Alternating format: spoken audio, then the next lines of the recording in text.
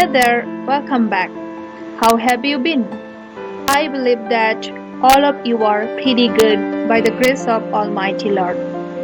In this lesson, we are going to discuss about use of punctuation marks. In English, we have 14 punctuation marks. Although you know the use of punctuation marks, it's very easy for you. This lesson is an initiative to inform you a little more about punctuation marks.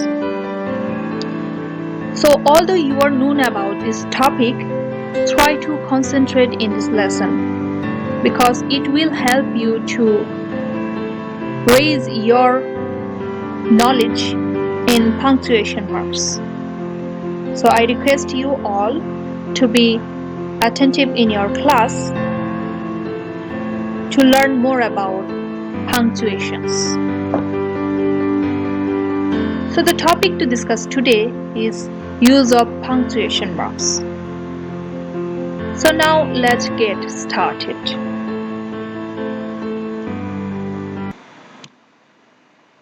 Now let's talk about sentence endings. 3 of the 14 punctuation marks are appropriate for use as sentence endings. They are the period, question mark, and exclamation point. These 3 punctuation marks are suitable for use at the end of the sentence. Now let's talk about the period. The period is placed at the end of declarative sentences, statements thought to be complete and after many abbreviations.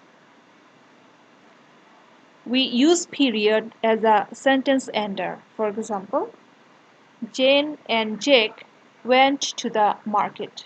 So at the end of this sentence, we have used the period or the full stop. We can use the period after an abbreviation. Her son, John Jones Jr. So here to mean junior, we have used JR and then dot. Was born on December. To mean December, we have used DEC dot. So these are called the abbreviation. 6/2008. After the end of the sentence, we have used the period. Right. Next. Question mark and exclamation point. So these are very easy. You know the use of these punctuation marks very well. So just to know a little bit more, we have to concentrate in these lessons. Use a question mark to indicate a direct question when placed at the end of the sentence. For example, when did Jane leave for the market? So this is an interrogative question and we usually use question mark after interrogative sentence. So when did Jane leave for the market? This is an interrogative sentence and we have used question mark here.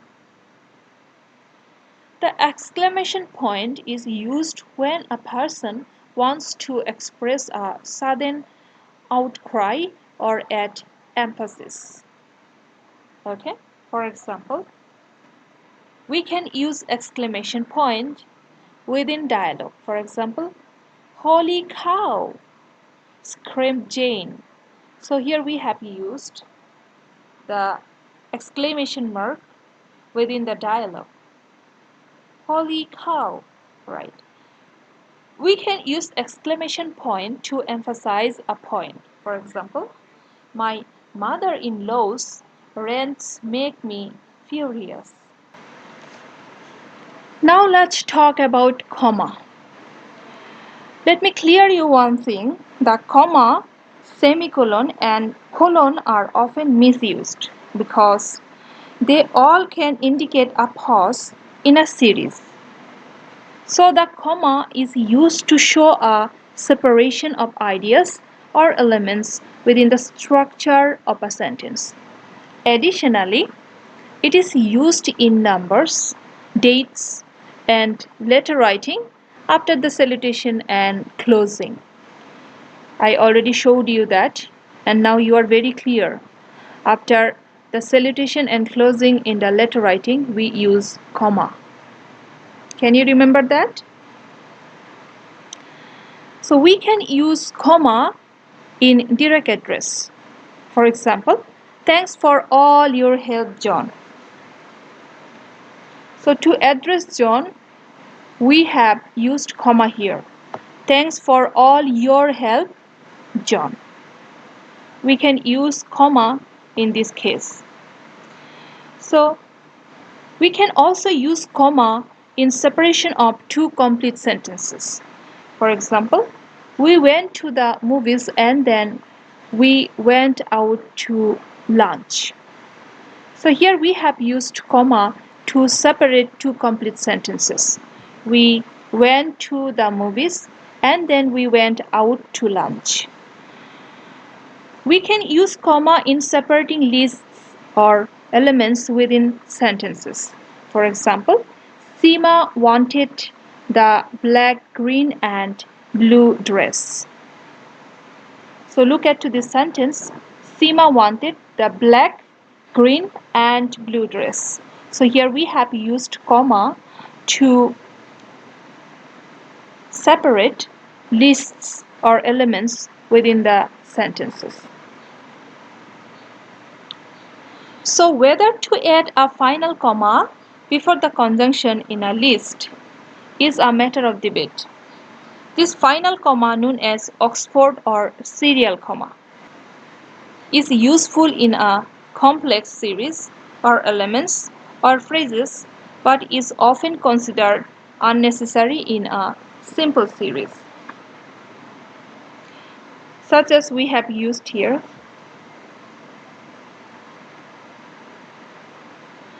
It usually comes down to a style of choice by the writer. Whether you will use or not, it depends upon you. Now let's talk about semicolon and colon. At first, let's talk about the semicolon. So the semicolon is used to connect independent clauses.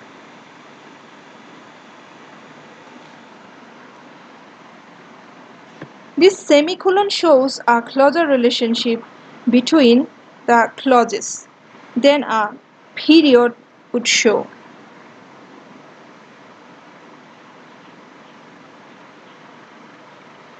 For example, Mark was hurt. He knew she only said it to upset him. So here, Mark was hurt. This is an independent clause because this clause can express the complete meaning. And also, he knew she only said it to upset him. This is also another independent clause, and this clause can also express the full meaning. So to join this type of two independent clauses, we have used semicolon here. Mark was hurt. He knew she only said it to upset him. Next, a colon. Colon has three main uses. The first is after a word introducing a quotation, an explanation, an example, or a series.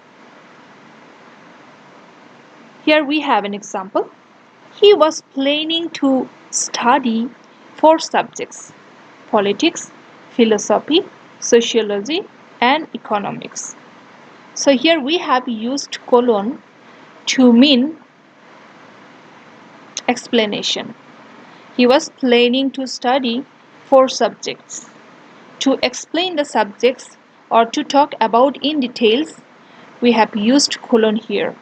After using colon, we have said politics, philosophy, sociology, and economics. Okay. The second is between independent clauses when the second explains the first similar to a semicolon. For example, I didn't have time to get changed. I was already late. Here we have used semicolon. I didn't have time to get changed, and after that we have used I was already late. So the second statement is supporting the first statement. In this type of cases, we can use semicolon. We have just first said I didn't have time to get changed, and then the second sentence supported this statement. I was already late. The third use of a colon is for emphasis. To emphasis, we can use colon also. There was one thing she loved more than any other, her dog. Here to emphasize, we have used colon. There was one thing she loved more than any other, her dog. To mean her dog, we have used colon here. Right. A colon also has non-grammatical uses in time, ratio, business, correspondence, and references. Now let's talk about dash and the hyphen. Two other common punctuations are the dash and hyphen. These marks are often confused with each other due to their appearance, but they are very different. A dash is used to separate words into statements. There are two common types of dashes, and dash and am dash. And dash. Twice as long as a hyphen, the and dash is a symbol that is used in writing or printing to indicate a range, connections, or differentiations, such as 1880 to 1945 or Princeton, New York trains. M dash, longer than the N dash. The M dash can be used in place of a comma, parenthesis, or colon to enhance readability or emphasize the conclusion of a sentence.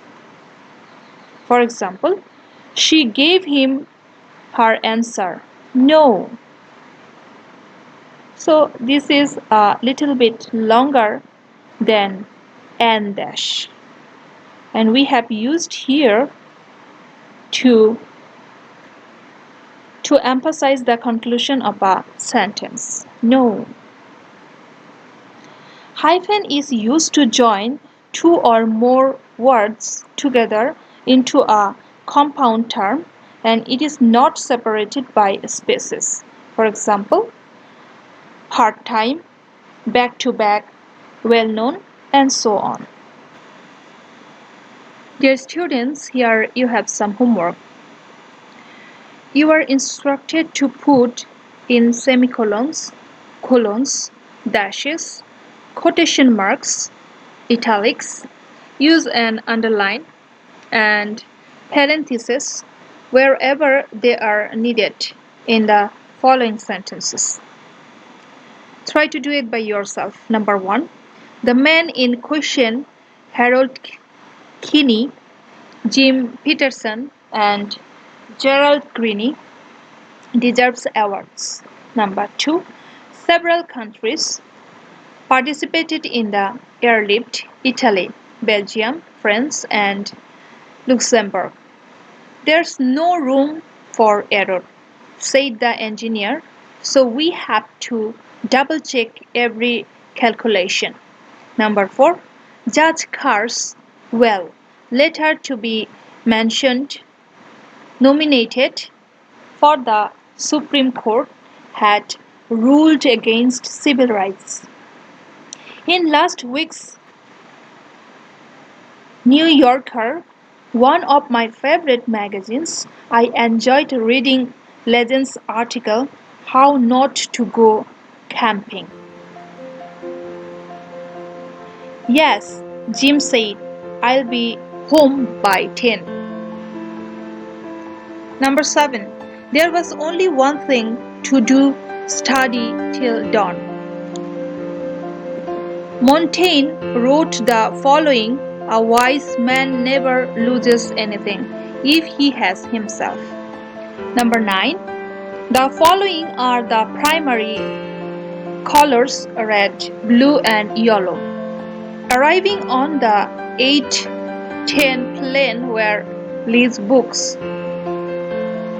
My old roommate, her husband and Tim, their son. When the teacher commented that her spelling was poor, Lynn replied, all the members of my family are poor spellers. Why not me? Number 12. He used the phrase, you know, so often that I finally said no, I don't know. Okay. So try to do it by yourself and submit the home task in the comment box. So dear students, our next lesson will be use of punctuation part 2. So that's the end of today's lesson. Take care. Thanks to you all.